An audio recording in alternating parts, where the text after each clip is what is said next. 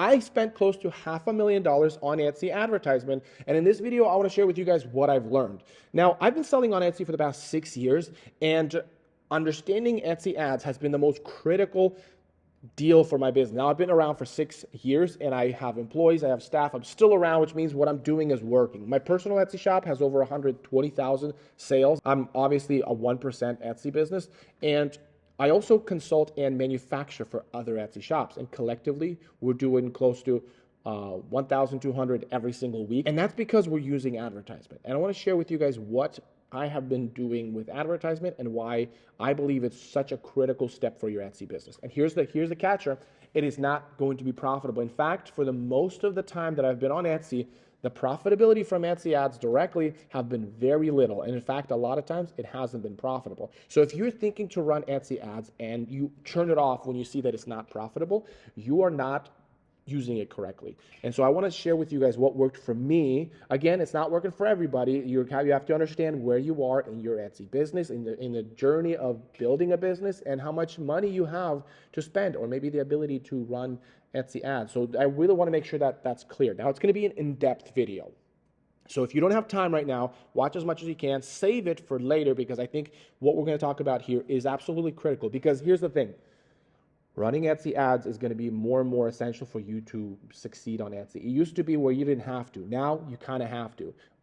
And so if you're not running Etsy ads, or you're not understanding a correct way of how Etsy ads work, the chances of you really succeeding is close to zero.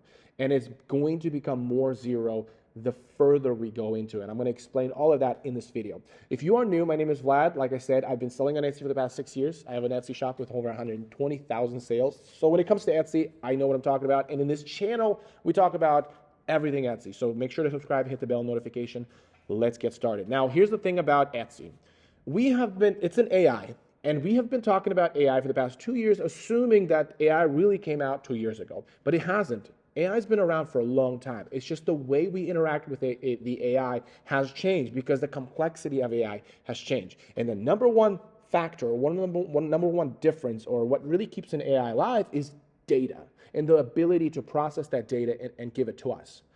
So it used to be where the data was pretty simple. You do good SEO, you run advertisement, and you get good sales, and you'll rank on the keywords that are in your listing. That's it. And you're going to get on the first page of Etsy of the keywords that are appropriate for your listing. That's it. It was that simple. However, over the years, so for example, if you sell a hat with a leather patch, you're going to rank on hat with a leather patch. And if you are lucky, you're going to rank on the keyword hat. And then you're going to make tons of money. It used to be very simple. Right now, there's nuances. For example, somebody that loves coffee and loves embroidered patches loves a hat to be flat, whereas somebody that searched for fishing lures and hunting gear would like it more curved. And so now you have different types of people. The algorithm needs to consider that data, previous behaviors like fishing lures or coffee, and it needs to assume that this customer would like better on this nuances versus this nuances. So it becomes more complicated, which means the first page has become more dynamic. It's become where each person will get their own page. And this is important for Etsy's business model, because the conversion rate is much higher when you're introduced products in front of you that you're more likely to buy. Just a very, very simple concept. But here's the thing. The only way that works is if Etsy able to process data, massive amounts of data, not only about a customer, but also about your listing. And the way that it processes this data is by introducing your product to the customers first. Now, yes, we do SEO to categorize or index our listing and help the AI to say, hey, don't look at cat products and dog or wedding stuff. We're selling hats. So and then you do your proper SEO, you do your title tags, just to give it a better idea of what your product is. And so the algorithm is going to test that listing within those categories. But here's the thing. If I type in personalized leather patch on a hat, now is it a patch that I'm selling? Is it a hat that I'm selling? Or is it a leather hat that I'm selling? It really, how you organize those keywords, also very difficult. So the computer needs to figure it out, how to properly organize it. So it needs to test out a lot of keywords. Like I said, the way it tests out keywords is by introducing this product to customers, introducing it to, say, 100 customers, and hey, half of those like coffee and they pressed on the flat hat, whereas half of those liked fishing lures, they pressed on the curved hat. And so then it's going to store that information, and next time somebody comes along that it has previous search history of coffee and coffee related items, then it's going to all of a sudden default to the flat type of hat. And so this kind of processing, it really has to do that at scale. I mean, there is hundreds of millions of listings being introduced to Etsy all the time.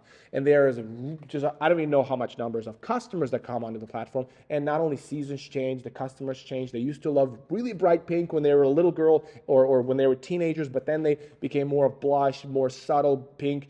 And that kind of stuff, the algorithm needs to also consider and constantly compute this stuff. Now, it costs energy. Just if we move back far enough, it costs energy. So it's going to cost money on the basic level. So to assume that we're going to make money, it becomes more irrelevant. Because what we're going to do with advertisement is we're going to say, okay, everybody's being processed by the algorithm equally, but I'm going to pay money so that I'm processed by the algorithm a bit more. Not only are we splitting the listing in two, because we're duplicating the listing when we're running ads. One is advertised listing, the other one's just organic.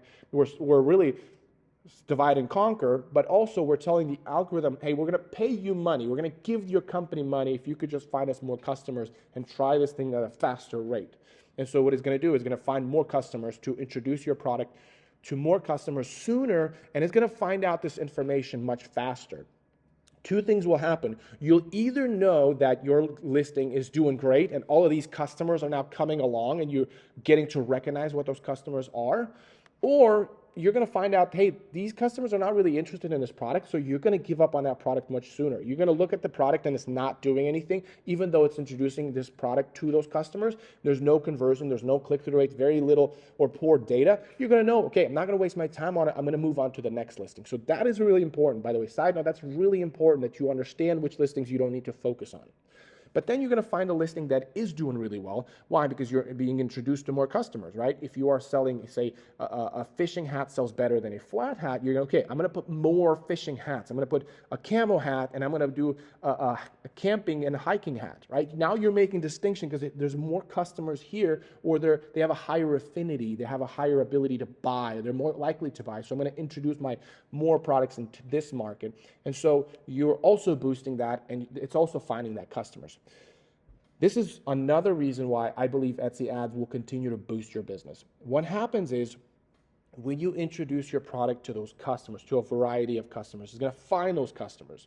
And when it finds those customers are more likely to buy your product, which means you're going to get more data. And your organic listings will start to shift in that direction. Even though your advertisement listing was there first, your organic listings will now follow that path. So think of it this way. There's your organic listing, and this is your advertising listing. And it doesn't know if it needs to move this way, or that way. Now, when you're paying the advertisement, the organic is trying to push through all of those keywords. And then let's just say it finds it. Now, organic will start to shift in that direction because we found some movement here. It's going to move in that direction. So now we're having more data collected just by it growing in that direction. This is where it compounds, because now you have even more interaction with your listing, and more interaction with your listing means more data, and more data means a clear understanding about your product, which means more growth. And so it continues to compound. And when you find listings that do that on the advertisement, I pretty much either leave the advertisement or create variations of that listing and then continue to advertise those listings because I want to explore more areas and where it's winning. If you don't run ads, what's going to happen is there is going to be hundreds of millions of listings that will also not run ads, but are just exactly like yours. And guess what? If you don't advertise today or this week, next week, there's going to be a pile of more listings that are added to the Etsy algorithm. Some of them will be advertising. They're going to be kicking your butt. So you're going to be piled up on top with other listings. Because remember, the Etsy algorithm is limited by just using energy to compute anyway. So if it hasn't got a chance to really compute yours, what are the chances that it's going to compute yours when more listings are added to the algorithm? So that's why I believe it's getting more and more difficult to really rank on Etsy without advertisement, because more listings are being added. There's more nuances to the algorithm, and it has to compute more. Now, it's becoming more efficient. Obviously, with recent week, we found that DeepSeek that got really, really efficient at doing what they do. And algorithms are going to get more efficient. But the thing is, there's more people selling, more people adding. So you really need to stand out. And again, you can do that without advertisement by maybe lowering the price to really get faster exposure because you get better click-through rate. All of that's possible, but nothing will beat running Etsy advertisement. So what you're doing with advertisement, you're paying Etsy for the ability to introduce your listing. And that costs you money. That's a business expense. We don't need to think of it as an opportunity to make money. It's an opportunity to grow your listing that later will make money. And again, think of this kind of example. Once it finds this, okay, we need to move in this direction, then the organic starts to move, and it keeps doing that. It finds this direction, it keeps moving. And so it continues to grow in the direction that it finds the opportunity. Now, in order for us to be able to move is you need to spend the money, and the organic listing will grow. And here's the reality. Though most of my Etsy advertisement directly have not been making money, but the organic one that's moving is starting to acquire sales. And on a majority, on a major, like if you zoom out on like a year amount of money that I made, or even 30 days, my advertisement spend is about 15 to 17%. All right, so this is what I want to show you guys. This is an Etsy shop that I'm just opening it back up. So it's been through suspension 8 months or something like that. You guys can check out that video, but I'm finally recovering it. So it's definitely not where it used to be, but I wanted to show you something. So revenue, $1,000, $1,100, but spent literally over half of that, which means if you were a POD seller, this would not be a good sign, right? It means you're losing money on every time you sell or revenue. You're losing money because you're spending so much more of it. And so if my profit margins are, say, 40%, I'm in the hole. I'm in the hole at least 10%. But here's the thing, when you look at my overall spend, this is only this year, which means we're not accounting for all the sales that happened before January here. We're not considering that, but it's over 4,000 sales, 4,000 in revenue. So it's 600 to 4,000. That's really what I look at. And I don't look at specifically on the number spent to the number revenue. I look at the overall because, like I said, remember, just think of it this way, organic and the advertising, it's searching for us, and it finds it, and it moves the organic, and it searches again, and it moves the organic, and the organic becomes making more money, and that's where this money comes in, right? So that's something you have to realize. Now, I wanted to show you this because I want to show you kind of a little bit more practical in what you do with your advertisement. I have some listings here, right? Some of them I advertise, some of them I don't. What do I decide when I'm not advertising or when I should be advertising? My main thing is that I needed to find something. I needed to find the areas in which I can win. And so, for example, this, again, it's not making any money for us. We're at ROAS, this is horrible, right? But I know there's movement. There is 40,000 views. I don't care about profitability. It's searching so much for me. It's finding so much keywords. And so what I'm able to do is click on the detail stats, and I'm able to go into the keywords that led this advertisement to win. And in those keywords, I'm going to find which keywords I'm winning in. And here's the thing, this is a floral dog collar. And if I'm winning on keyword like bohemian, guess what? What's my next listing that I'm going to create? I'm going to create bohemian dog collar because I'm winning there with a floral dog collar. So which means if I create it more relevant, that means I'm more likely to win. So what happens is you're testing and you're moving, testing and moving, but then if you test that there's so much keywords here and we're still advertising on there, create a listing that will move in that direction and advertise so that listing can move in that direction. Side note, just because you created a bohemian dog collar, that doesn't mean your listing will automatically rank there. You still need to advertise it for it to follow the same process and end up in that location. Because it's, again, a path of least resistance that happened for your floral. If there's least resistance there objectively, that your bohemian product or keyword you're trying to advertise is going to move in that direction. So this is really, really important to note.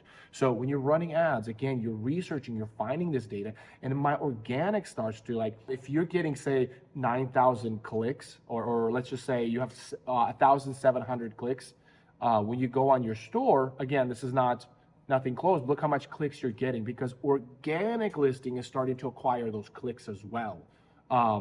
If we're looking at reviews, it'll be the same thing. How much views did we get? Okay, 80,000, much less views. Here's the awesome part is that even though you're getting less views on organic, they're much higher conversion rate, right? Because if you're getting out of 86 views, you're only getting this many clicks. Organically, you're only getting this views, but this how much clicks you're getting. So organically, you're positioning yourself on highly clickable, highly converting keywords. And so this is where you're making more efficient money because you're having higher click-through rate. This is what Etsy wants to do. It doesn't want all of these people to get the wrong listing all the time organically. Organically, Etsy wants less views for higher clicks. That's how it makes money. And so you need to run ads, and because you're doing this to Etsy where their conversion rate is much small to the click-through rates, Etsy's like, I don't like this product. You're, hey, it's okay, I'll pay you money for that. All right. And they'll just continue to run that disproportionate click of views for click, but it's costing Etsy branding. It's costing Etsy like, hey, we're showing the wrong product to the wrong customer. You're like, oh, it's okay. Here's some more money. Like, okay, I'll turn a blind eye to that. So that's why it costs money, guys. This is why it costs money, so that your listings can be positioned to have this ratio. Hopefully that makes sense, guys. This is really important. So by the way, if you do want to sell my product, I open the doors to others to sell my product, and we get to work on one-on-one selling this product. Check out the link in the description below. I also have a free course on how I was able to do POD model, where you kind of connect other manufacturers like We Engrave to process your orders. Check out that link in the description below. And if you want the masterclass, you'll have the option to, after you watch the free course, you'll have the option to get in on the masterclass. So check out all that stuff in the description below. That's how you support me.